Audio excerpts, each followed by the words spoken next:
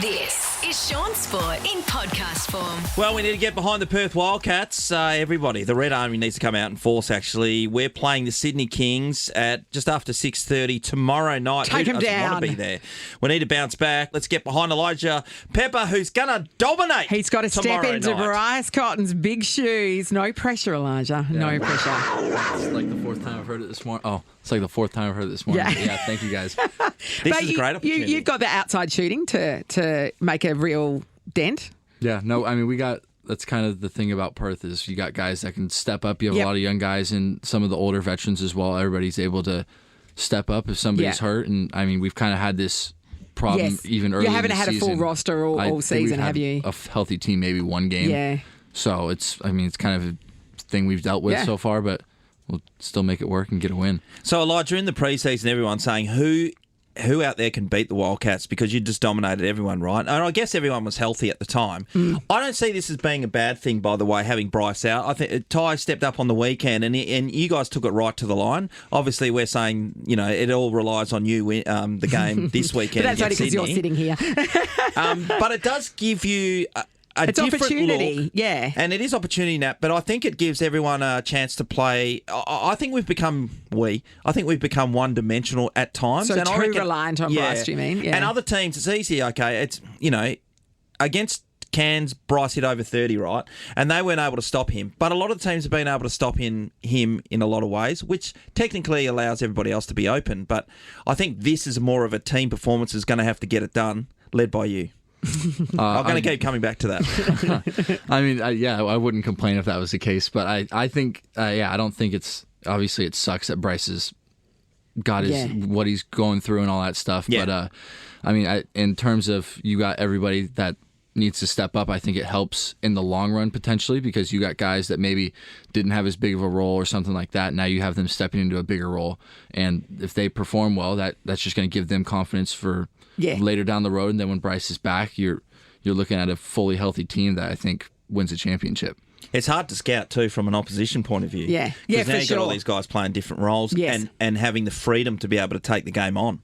Yeah, no, I mean Kings they're pretty good defensively as well, but they don't really. I feel like they wouldn't know what to expect now. You got guys that you have the scouting report on what they've done all year, but we've had Bryce all year. Yes. So now it's a game where guys got to be a little more aggressive, maybe get a little bit out of their comfort zone and try and make a play, and so it goes.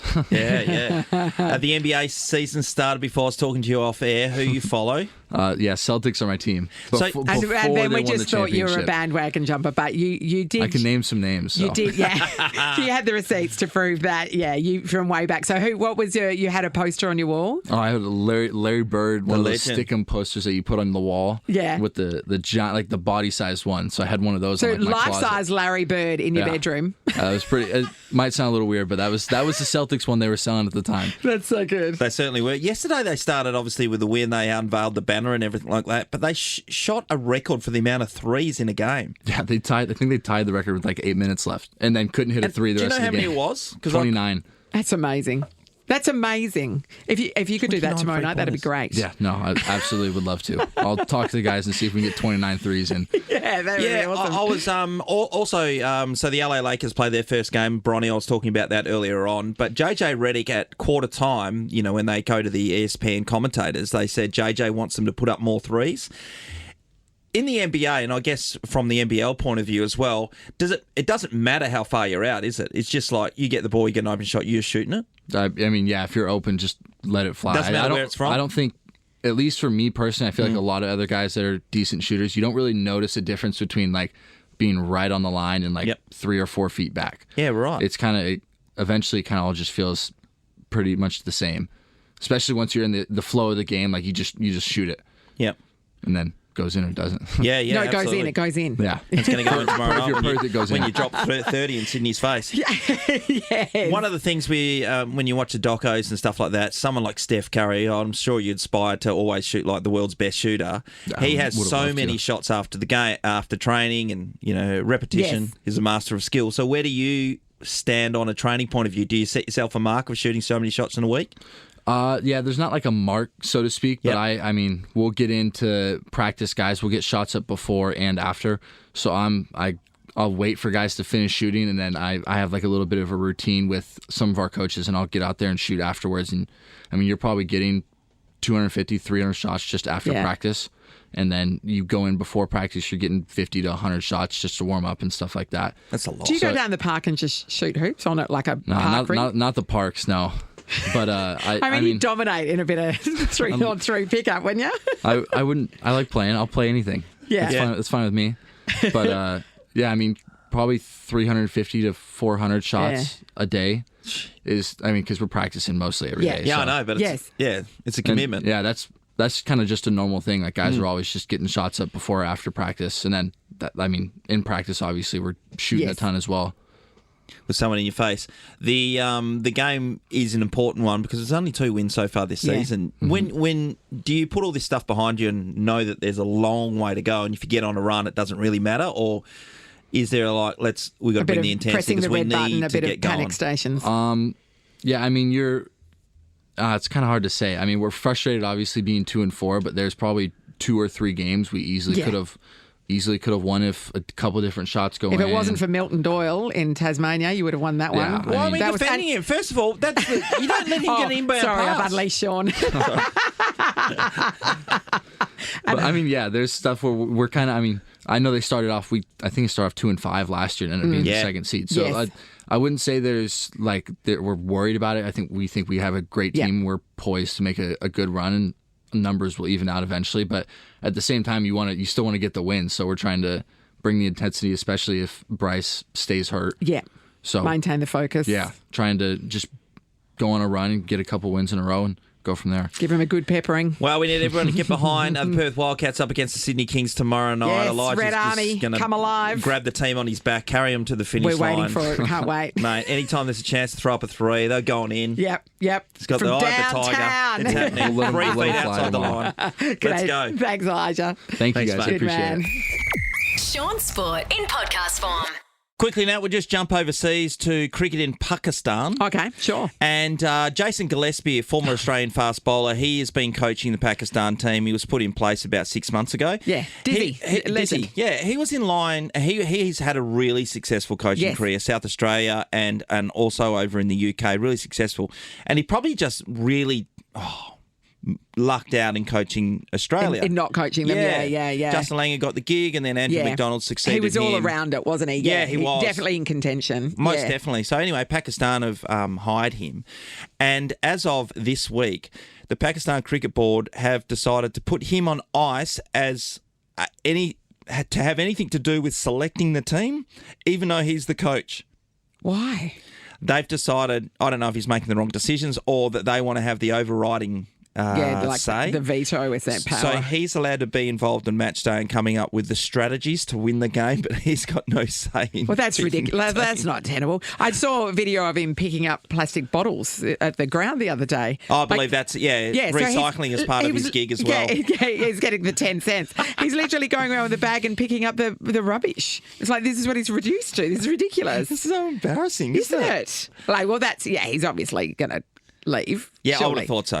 They're forcing him out. Yeah, it seems that way. When you you coach. Yeah. It used to be back in the old day, by the way, the coach would just be able to, he'd be on the sidelines holding the darts for the captain after he needs to smoke to run to the boundary line. But it has evolved a bit since then. And so it should. And if you're going to be if your reputation is on the line as a coach, you need a say in who's playing. Oh, for sure. It doesn't make any sense to me at all. No. The NBA season got underway yesterday and it kicked off with the Boston Celtics taking care of the New York Knicks, and Boston are the won the title last year. So that'd be a rivalry, surely. That's a huge one. Boston and New York hate one another in all sport. And New York, they added a couple of pieces to their puzzle to make sure that they challenged Boston for the title this year, and it was at Celtics home game, so they put the banner up from last year's championship and everyone's wearing their rings and everyone gets introduced to the crowd. And anyway, they came out Celtics, even though they'd won the title and New York had improved. They smoked New York, absolutely smoked New York. So no premiership hangover there? Not at all. But on the other side of the fence, there was the LA Lakers playing for the first time this season. They had LeBron and his son Bronny playing together. A lot of people have been talking about when they write articles, they want to have a go at LeBron, nepotism, and would his son ever got picked up? He got picked up at 55 in the draft. Would have he got that low? Maybe he was an undrafted free agent if he wasn't Bron's son. Probably not. But I don't really care because this is a moment in time. LeBron, and you're all for nepotism. Yeah, for sure. This is amazing. In the preseason, Bronny took to the field a few times, scored 17 points in a game just the other week. So he's not like it's not like I'm out there playing. No, not at all. He took to the court. They took to the court together only for 4 minutes yesterday. Beautiful. But it was a good moment. Here's LeBron talking afterwards. Obviously, that moment, us being at the sports table together and checking in together, something I will never forget. No matter how old I get, no matter how my memory may fade as I get older or whatever, I will never forget that moment. I talked about it years and years ago, and for this moment to come, it's pretty cool. I don't know that it's going to actually hit the both of us for a little minute where we really get to sit back and go, oh, sheesh, that was pretty crazy. So. He's nearly 40. I was going to say, how long till he retires, do you reckon? I mean, he's still obviously amazing, LeBron. Like, you'd still pick him. You know what I mean? Well, when you watch him play yesterday, he dominates. He dominates the game in every aspect, and he passes the ball off when it needs to be passed off a lot more. Yeah, he's not a hog. No, but when the game's on the line, he's like, just give him the ball. And he just charges through. Like, athletically, at 40 years of age, it's amazing. Because your body fell apart at 40, you were saying right on earlier. the dot. Right on the dot. Not a minute afterwards. February the 9th, boom, I'm gone. That's what happened. I think it's great, and you know, there's a lot of comparisons over the journey. Who's the greatest player of all time? And a lot of people will always go to MJ. But this guy's going to end his career by far the biggest scorer that we've ever seen. Assists, 3-pointers, the whole lot. I mean, sorry, not 3-pointers because Steph Curry's playing. He's not going to have the same titles as MJ. Not the same number of rings. No, but what he has done, like, he has got a whole school that he pays for. Like, he puts kids to He does college. A lot of philanthropic work, doesn't he? Yeah. Black Lives Matter is at the forefront of all social issues. Like, he'd be having a big say of what he thinks about the presidential race. He doesn't stand back as a shrinking violet. No. He puts himself out there, and that's why I guess he cops criticism along the journey. Yep. But also he's a leader in that sense. He is, Nat. He is. And I'm not sure if we saw a better athlete playing a sport in recent years. All right. LeBron. We're for LeBron, right? We're pro LeBron. Right now. Shaun Sport is a Nova podcast. For more great comedy shows like this, head to novapodcast.com.au.